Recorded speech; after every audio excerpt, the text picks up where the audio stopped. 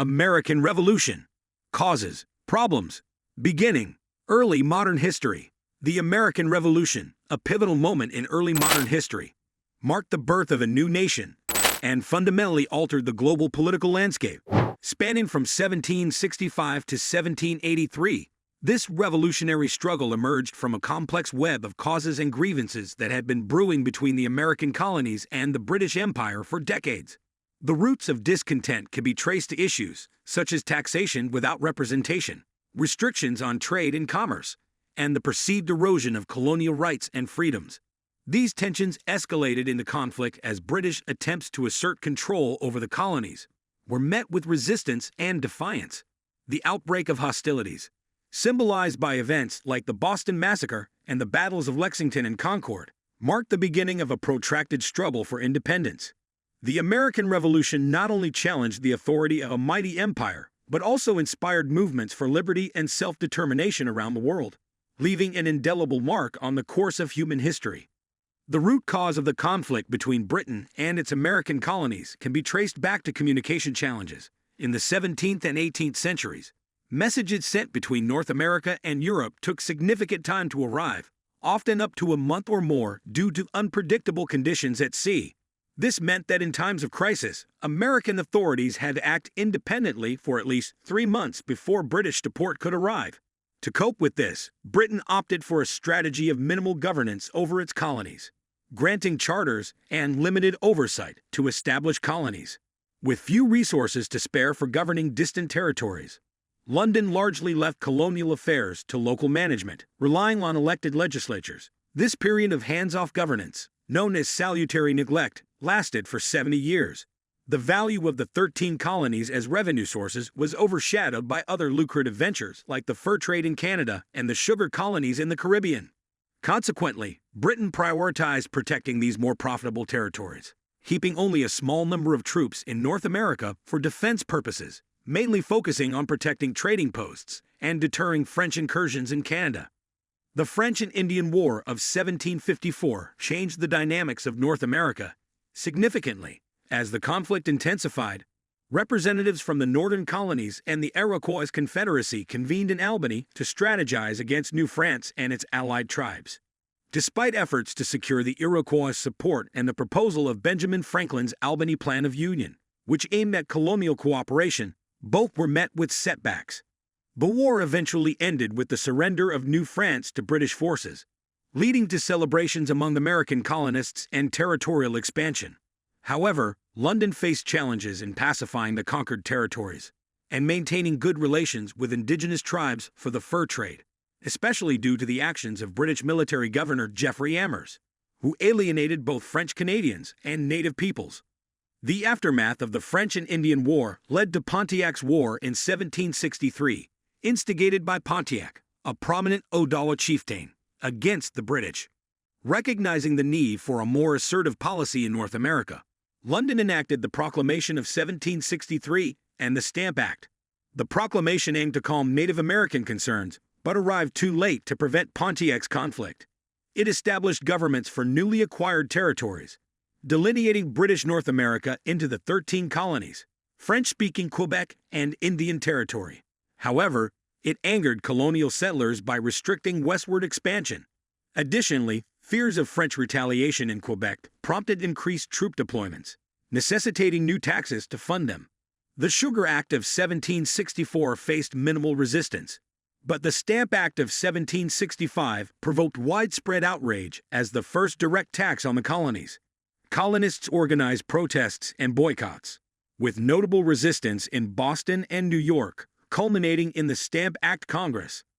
Following the Stamp Act's repeal, Parliament passed the Declaratory Act asserting its authority over America, leading to further colonial resistance. The Townshend Acts of 1767 aimed to raise revenue and tighten control, sparking riots and boycotts, particularly in Boston. Colonial assemblies petitioned King George for intervention, but he sided with Parliament. The Massachusetts Circular Letter, challenging Parliament's taxation without representation, alarmed officials, leading to its withdrawal order. When Massachusetts refused, Lord Hillsborough dissolved its assembly and dispatched troops to occupy Boston in September 1768. The Boston Massacre was a pivotal event that occurred on March 5, 1770, in Boston, Massachusetts. Tensions between the American colonists and British soldiers stationed in the city had been escalating for some time due to various grievances, including the presence of troops and perceived injustices imposed by British authorities. On that fateful evening, a confrontation between a British soldier and a local apprentice, reportedly over an unpaid bill at a wigmaker's shop, quickly escalated as a crowd gathered to confront the soldier.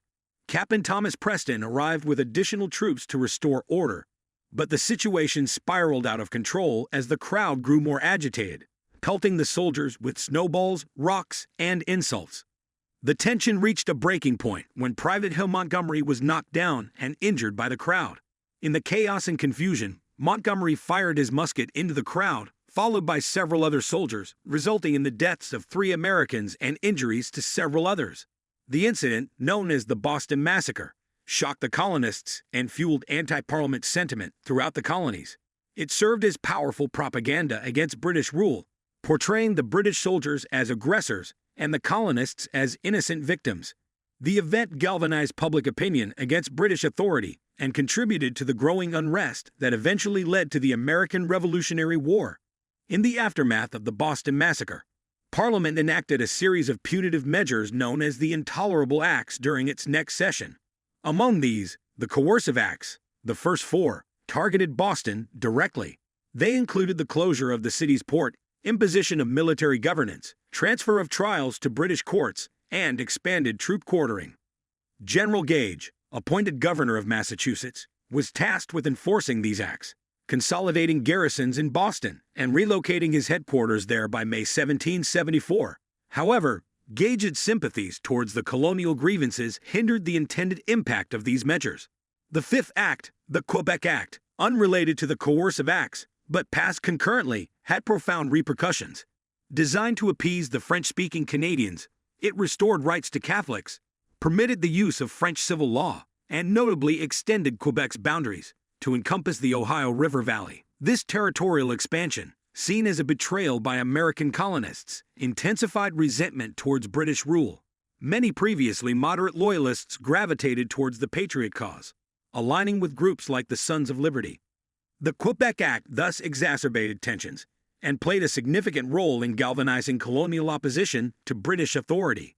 The First Continental Congress, convened in Philadelphia on September 5, 1774, with delegates from every colony except Georgia. Their primary objective was to address grievances against the intolerable acts imposed by Parliament. After issuing the Declaration of Rights, the Congress agreed on a comprehensive boycott of British imports and encouraged the West Indies colonies to do the same. They adjourned with a plan to reconvene the following year if their demands were not met. This boycott pressured Prime Minister Lord North to reconsider, but with King George II's support, North remained steadfast. Meanwhile, General Gage, stationed in Boston, found himself in a precarious position with insufficient troops to control the countryside. Attempting to disarm the colonists, Gage sent soldiers to seize gunpowder in September 1774, sparking tension and prompting militia mobilization. The situation escalated further when King George III declared a state of rebellion in Massachusetts in February 1775, instructing Gage to suppress the uprising swiftly. Gage's subsequent actions and the colonial response set the stage for further conflict, culminating in the battles of Lexington and Concord and the outbreak of the Revolutionary War. Thanks for watching. Subscribe the channel and hit the bell icon.